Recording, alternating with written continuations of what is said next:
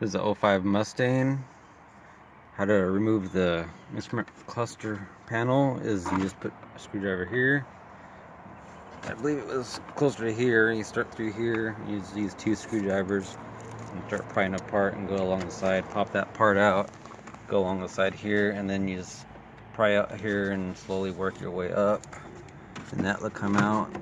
And you want to make sure, pull the lever down, pull your steering wheel all the way down, and then it'll come out easier. And that comes out. Then you just want a 1/4 inch extension, and this is 9/16, or you can use 7mm in your ratchet.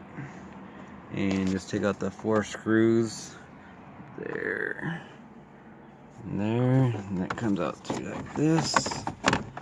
Then you just have to grab it and push on the little lever. Pull out this clip.